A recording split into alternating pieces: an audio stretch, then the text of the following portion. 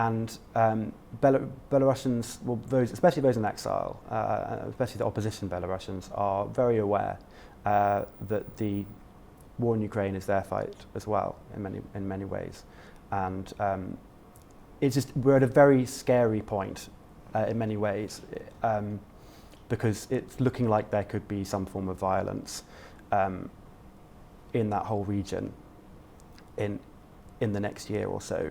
Hello and welcome to Frontline for Times Radio with me, Kate Gerbeau. And this time, in the weeks that have followed the Wagner Group's march on Moscow and its abrupt end with the intervention of President Lukashenko of Belarus, we will be looking today at the man dubbed as Europe's last dictator and the country over which he's presided for almost 30 years. And to do that, I am joined by Jack Clover of the Sunday Times. Jack, thank you so much for coming into Frontline and welcome. Could you just take us back and remind us of that timeline of the Wagner Group's march on Moscow? Yes, so on June the 23rd, last Friday, Yevgeny Prigozhin, the leader of Wagner, had already been posting for months, criticising Sergei Shoigu, the defence minister, and General Gerasimov, another very senior general. But on Friday, he released another video saying, basically calling into question the whole motives for Putin's invasion, which is the most outright criticism that there had ever been. And then by the evening, he was clearly distraught. He was talking about, and enraged, he was talking about how many of his soldiers were killed in a Russian airstrike, and that how he was going to begin a march for justice. By the next morning, the 24th of June, last Saturday, or 10 days ago or so, they had then seized the city of Rostov-on-Don in southern Russia. So this was unprecedented, really. We hadn't seen a kind of a Russian battalion seizing a city within Russia for decades. It's this the kind of move that starts a civil war.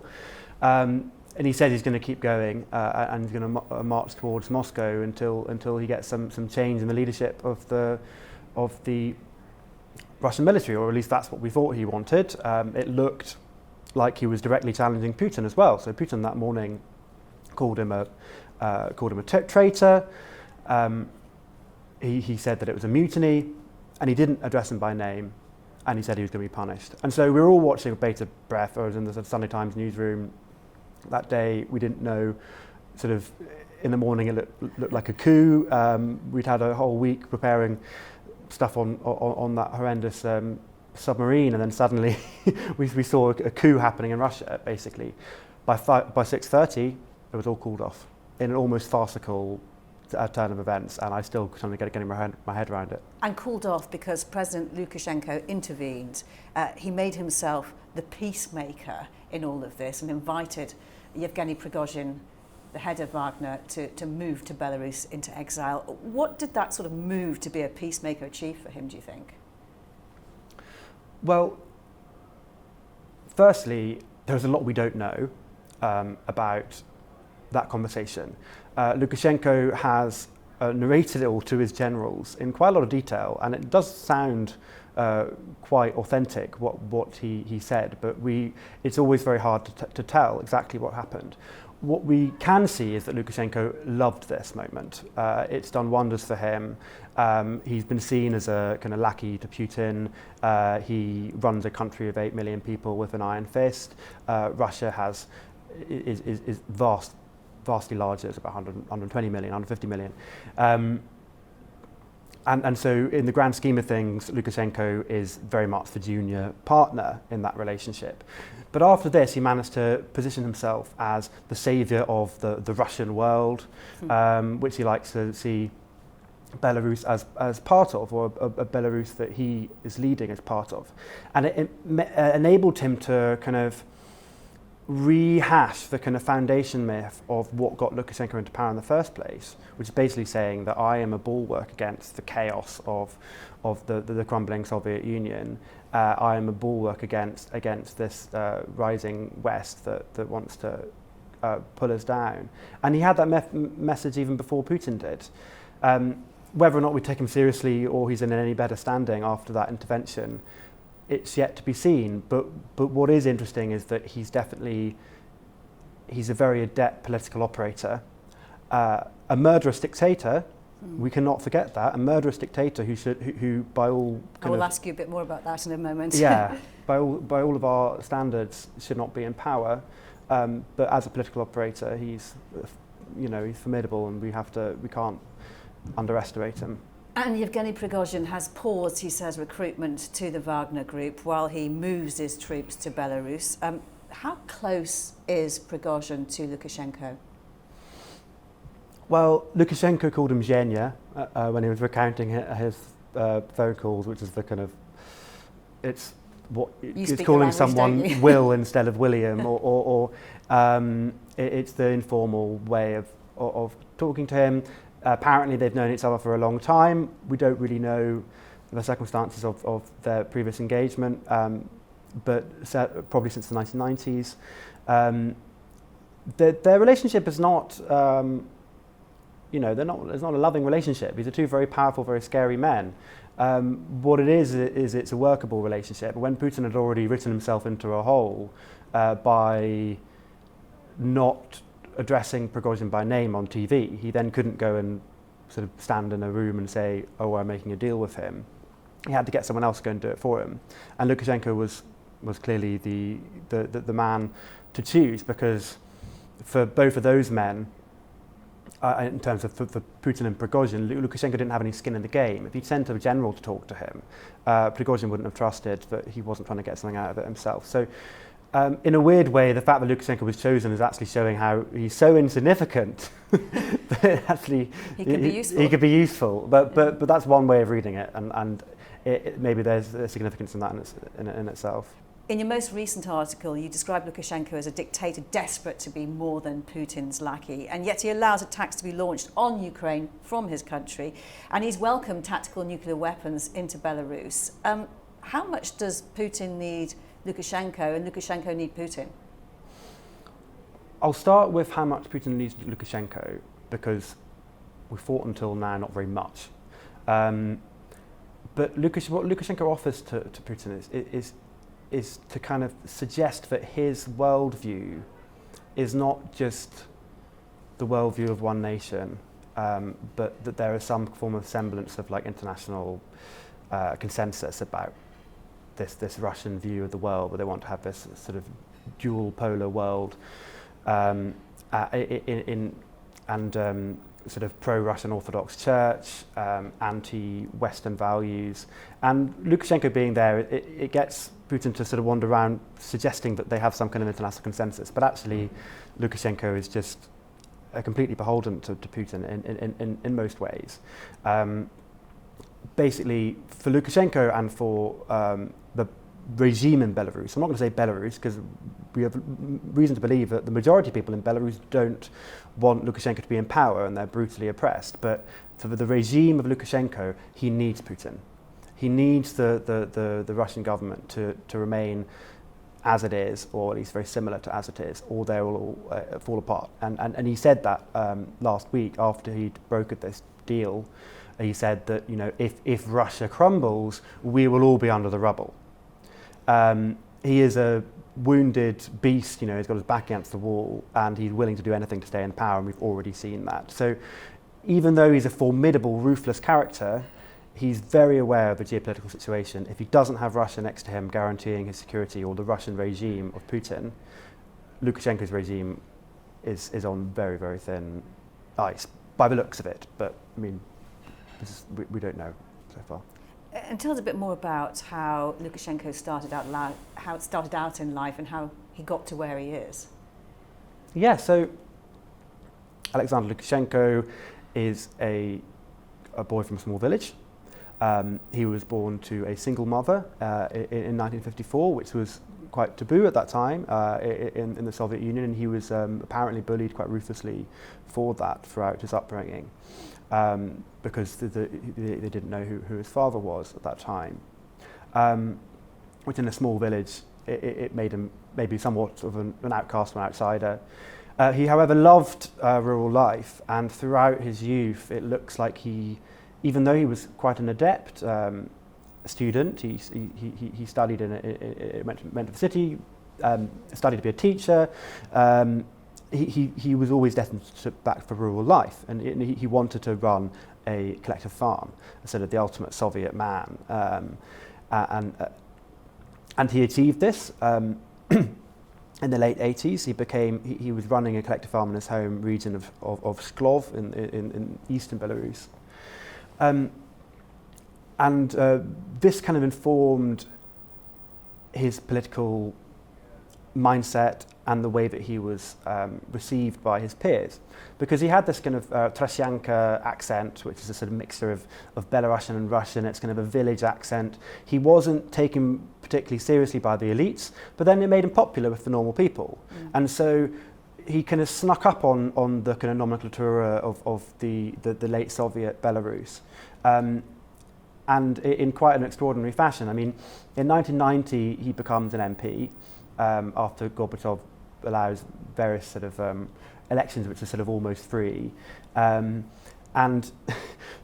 some activists I speak to think that he only became an MP because at this time he was trying to dodge charges for beating up his people who were working on his farm, a couple of tractor drivers who are apparently drunk, and so there were 2 charges against him for that, but then he managed to use his MP's immunity to get out of that.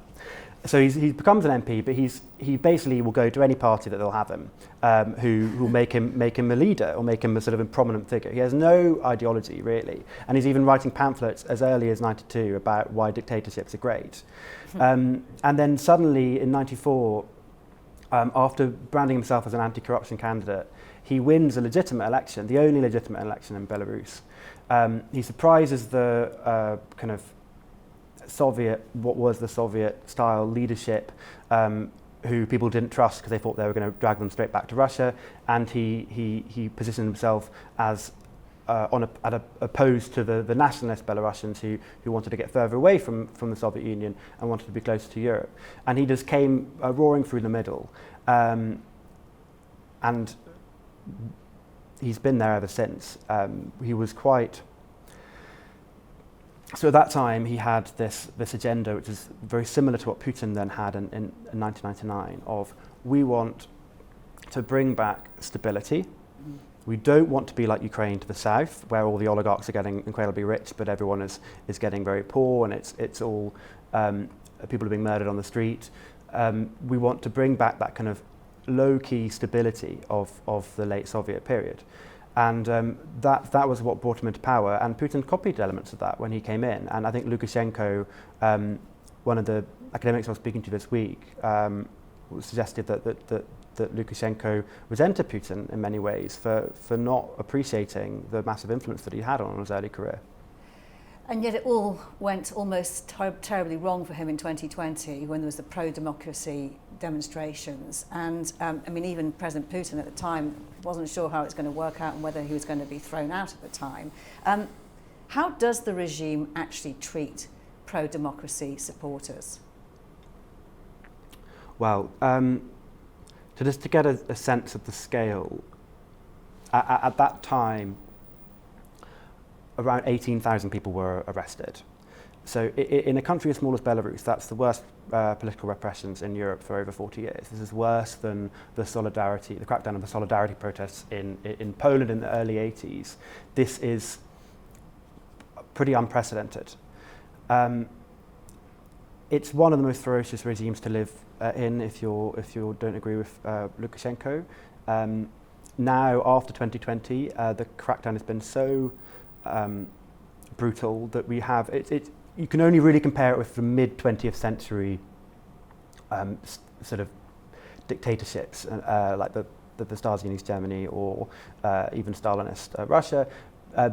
The security organs are even named themselves after these dictatorships. They're almost proud of it. Their equivalent of the internal security police, the KGB, is still called the KGB, because after the Soviet period they didn't want to change the name because they didn't see any negative connotations of it, unlike in Russia, where they changed it to FSB. Gubopik, which is basically supposedly against organised crime, but they're actually this kind of military wing targeted at political dissidents. They even call themselves, within the ranks, apparently, that they call themselves the Gestapo, also jokingly. There are about 700 raids every month. That's what the regime itself says, boasting that they raid 700 houses every month. They do confession videos of people who have allegedly committed some form of act of protest, and they're told that they're told to sing humiliating songs, they're told to hold sex toys, they're told to wear rave goggles, they're told to do all sorts of acts which in the Belarusian regime they see as humiliating them, shows them as pro-Western or somehow morally depraved by their sort of bizarre moral standards. And then that's before they even get to prison.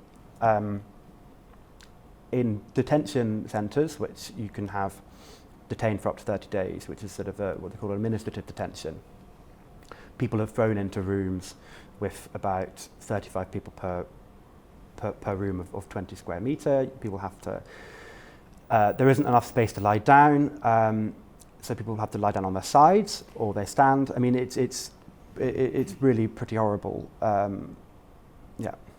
So small wonder then that pro-democracy activists attempted to leave the country, and you have met some of them in Poland. Can you just tell me a bit more about the people you met? Yeah, so I went to Poznan in Poland, and in a field outside of a business park, I met a group of about 10 Belarusians. They were wearing balaclavas and all in military fatigues. And these were mainly ordinary people who'd had to flee Belarus because of political repressions. They'd either had the police come and knock on the door, they'd been detained multiple times, or they'd been threatened, and so they'd been forced to leave the country with very little. And these people wanted to go back and fight. When the time came, they're going to go back and fight for freedom. And this was organised by a group called BIPOL, which is a group of former Belarusian security officers from all sorts of different branches of service within Belarus, who have defected, they've left the country, and they are fervently anti the regime, and they're helping to train up people outside of Belarus. And whilst this band didn't seem particularly, they were novices in many senses. They were learning, and also there are battalions of Belarusians fighting in Ukraine as well. So when Prigozhin was marching on Moscow, they were getting ready, they were preparing, they were thinking, right, so if they do get to Moscow, this might be what we call Day X, when we're going to go into our country and take it back. I mean, it's hard to see how this eventuality would play out. So what are they actually planning to do? I mean, when you say they want to go and fight, do they want to overthrow the president, or are they waiting for an opportunity of weakness where they might be able to cause unrest? Is there a plan behind it all? Yeah, so BIPOL a couple of years ago released what they call a victory plan, in which they asked people to sign up on a sort of Telegram bot, whereby they give their details, and then when the time is right, the BIPOL leadership can get in touch with them and give them instructions to do various sort of partisan operations within Belarus. It's a bit of a mixed picture about what it would look like if if something happened in Russia and suddenly there was civil war, or Putin's power was weakened, because ultimately what most of the Belarusian people want, what the exiled opposition want, is a peaceful transition of power. They want to have elections. That's what Svetlana Tikhanovskaya, who's the leader of the Belarusian opposition in exile, that's what she wants. She wants elections. But at the moment, when there's a war going on in Ukraine, when they know how brutal Lukashenko is, they're starting to think that, you know, we have to be prepared for every eventuality, and actually maybe there will be some form of violent. Unfortunately, there might be some form of violent culmination of this opposition, and between Lukashenko and the people, and that they had to be prepared for that. You mentioned the leader of the opposition who's in exile now. Tell me about your meeting with her. Yes, so Svetlana Tikhanovskaya, she's a very formidable and friendly woman. I met her in Lithuania in her offices in Vilnius. She's been living there since 2020, when she had to flee with her children after Lukashenko crackdown, after the elections were rigged. And she's trying to run this kind of government in exile almost, but yet at the same time, her husband, just across the border, there hasn't been word from him for months. She doesn't know whether or not he's in solitary confinement. She doesn't know if he's being fed, doesn't know if he's dead or alive. And actually, even this week, she was posted some horrible letter saying that your husband is dead. And she was posted on Twitter saying that she doesn't know what to think of this. This could be just people playing with her. So she's basically, she's living the life of opposition. She is not just a sort of a politician living in her own world. She has got great personal connection to this plight and to the fight with Lukashenko. And what they want is freedom, and they want to be taken seriously. And they don't want Belarus. She's very clear, Lukashenko isn't Belarus, and that we shouldn't tolerate this dictatorship in the heart of Europe. And what did she say to you about the way Belarus has behaved since the invasion of Ukraine? Well, she's fervently anti the invasion of Ukraine. She is terrified of Russia dragging Belarus into that conflict. She believes it's an illegal war. She's called Yevgeny Prigozhin a war criminal. And the movement of nuclear weapons into Belarus is what she called an anchor to Russia. It's Russia laying claim to their presence on Belarusian territory for the foreseeable future. Because even in the event of, even if Lukashenko dies or if Ukraine wins the war, Russia will still be able to say, oh no, but we've got nuclear weapons in Belarus. And so she's very concerned that these things are happening, well, not sort of without us noticing, but this is another European country, and though there is not a war going on in Belarus, it is being occupied by its neighbour. It's being occupied by force, but more like in a stealth occupation as opposed to, two armies fighting against each other. And she said to me how she didn't want Belarus to become some form of consolation prize in the war in Ukraine. So if Putin's ambitions in Ukraine fail, which they look like they are, and they have been for months, that somehow he might rebrand and repackage a kind of a unification of Belarus, or basically an occupation of Belarus. As something, as a consolation prize. And this is kind of conjecture. We don't know what's going to happen next at the moment, but it's definitely true that the Russian military involvement in Belarus is ramping up. And on the subject of what happens next, how much do you think the war in Ukraine and what happens and its impact on Russia's leadership will actually define the future of Belarus? Well, one of the young men I met in Poznan, said to me, we believe in Ukraine. We believe in the victory of Ukraine, and that's what we're waiting for. They are convinced that the war in Ukraine it's their fight too. And if Ukraine is very successful in that war, it will hopefully for them in Ukraine and in Belarus lead to some form of end for the Putin regime, which in their view will lead to an opportunity to overthrow Alexander Lukashenko. So it's all very much tangled and entwined.